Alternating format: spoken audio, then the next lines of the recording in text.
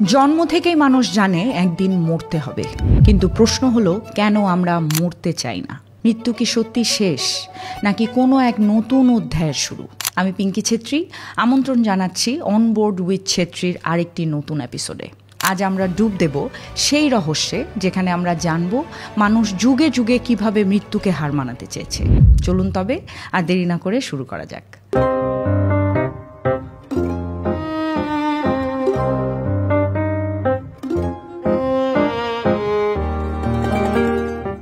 মানব সভ্যতার শুরু থেকেই মানুষ মৃত্যুকে ভয় করেছে, আর সেই ভয় থেকেই জন্ম নিয়েছে এক অদম্য আকাঙ্ক্ষা, অমর হওয়ার স্বপ্ন। হাজার বছর আগে থেকেই মানুষ বিশ্বাস করত মৃত্যুর পরেও জীবন আছে, কোনো না কোনোভাবে আত্মা বেঁচে থাকে। কিন্তু কেউ কেউ সেই বিশ্বাসকে কল্পনা পর্যন্তই সীমাবদ্ধ রাখেনি, বাস্তবেও রূপ দিতে চেয়েছিল। প্রাচীন মিশরীয়দের বিশ্বাসে মানুষ কখনো পুরোপুরি মারা যায় না, মৃত্যুর পরেও তার আত্মা দুটি ভাগে বিদ্যমান থাকে, কা এবং বা। কা ছিল জীবন শক্তি বা প্রাণ শক্তি, যা মানুষকে জীবিত রাখে। মৃত্যুর পর এই কা দেহ থেকে বেরিয়ে গেলেও এর খাবার ও পানীয়ের প্রয়োজন থাকে বলে মিশরীয়রা সমাধিতে মৃতের জন্য খাবার, পানীয় এবং অন্যান্য সামগ্রী রেখে দিত। অন্যদিকে বা ছিল মানুষের ব্যক্তিত্ব, চিন্তা, অনুভূতি ও চেতনার প্রতীক। এটি সাধারণত পাখির আকারে কল্পনা করা হতো, যার মাথা মানুষের মতো, কিন্তু মৃত্যুর পর বা দেহ ত্যাগ করে দেবতার জগতে ঘোরাফেরা করত। তবে রাতে এটি আবার দেহে ফিরে আসতো, যেন আত্মার ভারসাম্য বজায় থাকে। মিশরীয়দের বিশ্বাস অনুযায়ী যখন কা ও বা একত্রিত হয়, তখন সৃষ্টি হয় আখ, যা হলো এক অমর আত্মা, মৃত্যুর পরেও যে পরলোকে অস্তিত্ব বজায় রাখে।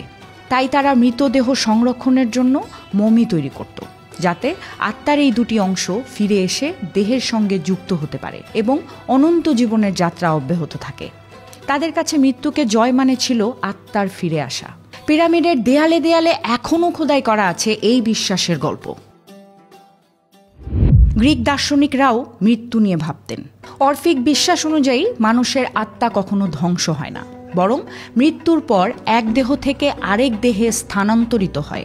এই ধারণাকে বলা হয় আত্মার পুনর্জন্ম বা ট্রান্সমাইগ্রেশন অব দ্য সোল।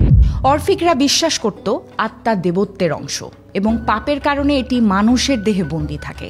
মৃত্যুর পর আত্মা মুক্তি পায়, কিন্তু যদি তা পরিশুদ্ধ না হয় তবে আবার অন্য দেহে প্রবেশ করে, কখনো মানুষের, কখনো পশুর, এমনকি উদ্ভিদের দেহেও। ঠিক এইভাবেই আত্মা বারবার জন্ম ও মৃত্যুবরণ করে, যতক্ষণ না তা পাপ মুক্ত হয়ে দেবতাদের জগতে ফিরে যেতে সক্ষম হয়। আর তাই অরফিক জীবনধারা ছিল খুব সংযমী। তারা শুদ্ধতা, আত্মসংযম ও আধ্যাত্মিক সাধনার মাধ্যমে আত্মাকে পরিশুদ্ধ করার চেষ্টা করত, যেন আত্মা পুনর্জন্মের এই চক্র থেকে মুক্তি পায় এবং চিরস্থায়ী শান্তি লাভ করে। কিন্তু পিথাগোরাস ও প্লেটো বলেছিলেন জ্ঞানের মাধ্যমে মানুষ অমরত্বের কাছাকাছি পৌঁছাতে পারে। জ্ঞানের আলোই মৃত্যুকে হারানোর একমাত্র উপায়। আর এই ব্যাপারে আমরা কথা বলবো একদম ভিডিওর শেষে। তারপর এলো মধ্যযুগ, যখন রাজা, দার্শনিক এবং অ্যালকেমিস্টরা সবাই অমরত্ব লাভের রহস্য খুঁজে বের করার চেষ্টা করেছিলেন। তারা বিশ্বাস করতেন পৃথিবীতে এমন এক বিশেষ তরল বা পদার্থ আছে যাকে বলা হয় এলিক্সার অফ লাইফ বা অমৃত, যা পান করলে মানুষ কখনো বুড়ো হবে না, কখনো মরবে না। এই বিশ্বাস থেকেই শত শত বছর ধরে অসংখ্য মানুষ তাদের জীবন উৎসর্গ করেছে। অনেকেই ল্যাবরেটরিতে বিপজ্জনক রাসায়নিক নিয়ে পরীক্ষা করতে গিয়ে দুর্ঘটনায় মারা গেছে, কেউ বিষক্রিয়ায়, কেউ বিস্ফোরণে, কেউ আবার দারিদ্র ও হতাশায়। তবুও তারা থামেনি, কারণ সবাই বিশ্বাস করত যদি একদিন অমৃত পাওয়া যায় তবে মানুষ মৃত্যুকে জয় করবে এবং চিরজীবন বেঁচে থাকবে। তারপর হলো আধুনিক যুগের সূচনা। 1780 সালের দিকে ইতালির চিকিৎসক ও পদার্থবিজ্ঞানী লুইজি গ্যালভানি একটি অবিশ্বাস্য পরীক্ষা চালান। তিনি মৃত ব্যাঙের পেশি ও স্নায়ু নিয়ে কাজ করছিলেন এবং লক্ষ্য করেন যে ব্যাঙের পায়ের স্নায়ু বা মাংসের বৈদ্যুতিক স্পার্ক বা ধাতুর সংযোগ দিলেই পেশি নড়ে উঠছে। এই পরীক্ষার মাধ্যমে তিনি প্রথমবারের মতো দেখালেন কোষ এবং পেশি বৈদ্যুতিক সংকেতের মাধ্যমে কাজ করে। যাকে তিনি অ্যানিমাল ইলেকট্রিসিটি বা জীবন্ত বৈদ্যুতিক শক্তি বলে নামকরণ করেছিলেন।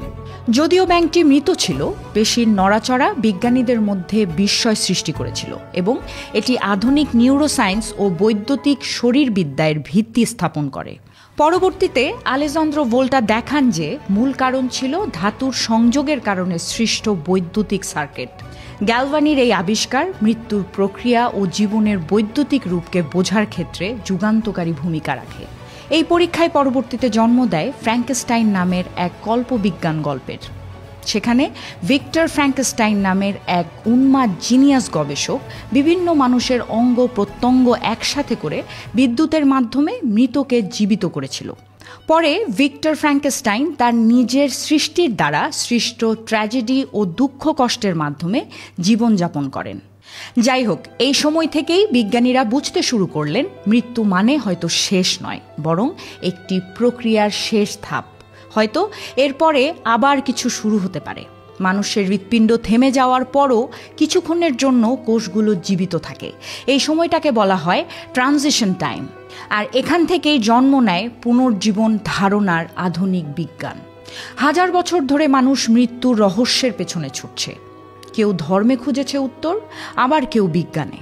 কেউ বিশ্বাস করেছে আত্মার চিরজীবন, আবার কেউ খুঁজেছে দেহের পুনর্জন্ম। কিন্তু সত্য একটাই, যতবার মানুষ মৃত্যু দেখেছে ততবারই সে চেয়েছে তাকে হারাতে।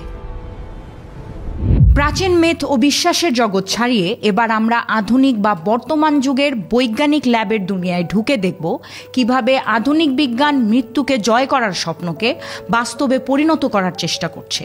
প্রাচীন যুগের জাদুবিদ্যা আর কল্পকাহিনী থেকে মানুষ অনেক দূরে গিয়েছে। আজকের বিজ্ঞানীরা মৃত্যুকে দেখছেন শুধুমাত্র একটি জৈব প্রক্রিয়া হিসেবে এবং বলতে চাচ্ছেন যে কোনো প্রক্রিয়ার মতো মৃত্যুকেও বোঝা, বিলম্বিত করা কিংবা আটকে দেয়া হয়তো সম্ভব। মৃত্যুকে জয় করার সেই প্রাচীন স্বপ্ন এখন ল্যাবরেটরির টেস্ট টিউবে, সার্ভারের ডেটা ফাইলে আর গবেষণাগারের মনিটরে ধুক ধুক করছে।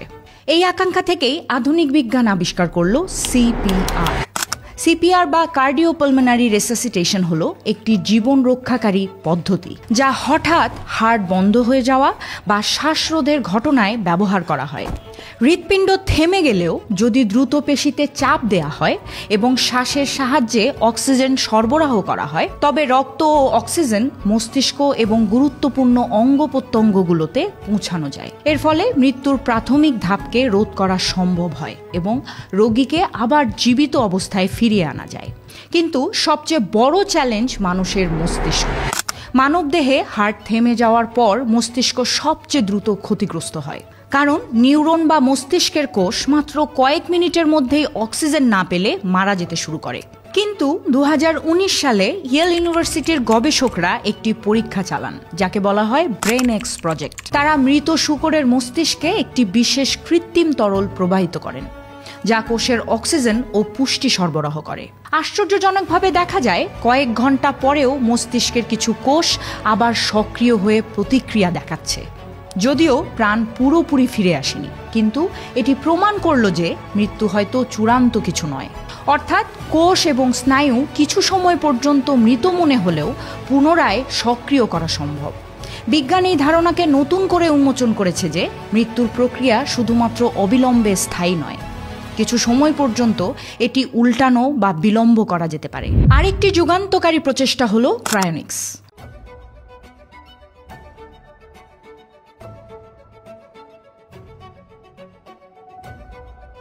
মৃত্যু পরবর্তী দেহ সংরক্ষণ প্রযুক্তি।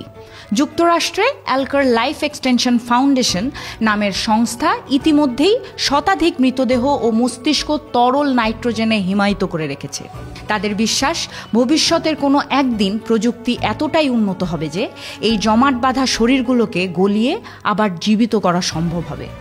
অদ্ভুত শোনালেও কিছু মানুষ নিজের মৃত্যুর পরেও ভবিষ্যতে ফিরে আসার আশায় আজীবনের সঞ্চয় দিয়ে এই প্রক্রিয়া গ্রহণ করেছেন। এই গবেষণার পাশাপাশি চলছে আর্টিফিশিয়াল ইন্টেলিজেন্স ও মাইন্ড আপলোডিং প্রযুক্তি।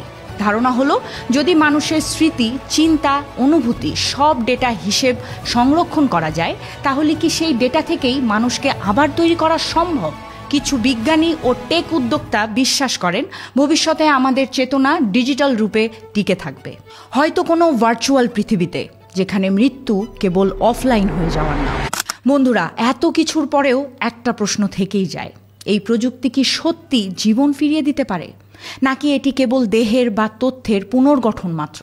যদি কারো স্মৃতি ও চিন্তা অনুলিপি হয়, তাহলে আসল মানুষটা কি ফিরে এলো, নাকি কেবল এক নিখুঁত প্রতিলিপি তৈরি হলো?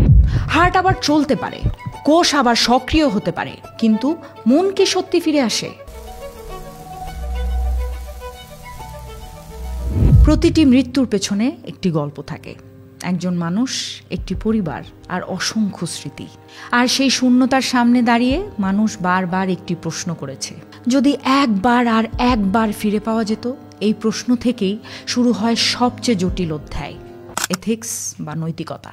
বিজ্ঞান যত এগোচ্ছে, মৃত্যুর সীমারেখা তত ঝাপসা হচ্ছে। কেউ যদি মৃত মানুষকে আবার জীবিত করতে পারে, সেটি কি আশীর্বাদ নাকি বিপদ? বিজ্ঞানীরা এখন জানেন প্রযুক্তি দিয়ে অনেক কিছু করা যায়, কিন্তু প্রশ্ন হলো সব কিছু করা কি উচিত? ধরা যাক ভবিষ্যতে ক্রায়োনিক্স সত্যি সফল হলো, কেউ মৃত্যুর 100 বছর পর জেগে উঠল। সে মানুষটা যে পৃথিবীতে ফিরে এলো, সেখানে তার আপনজন নেই, সমাজ বদলে গেছে, ভাষা সংস্কৃতি সব অপরিচিত। তখন কি সেই জীবন অর্থপূর্ণ থাকবে, নাকি সেটি হবে চিরকালীন একাকিত্বের শাস্তি? আমাদের বুঝতে হবে, জীবিত হওয়া আর জীবিত থাকা এক জিনিস নয়।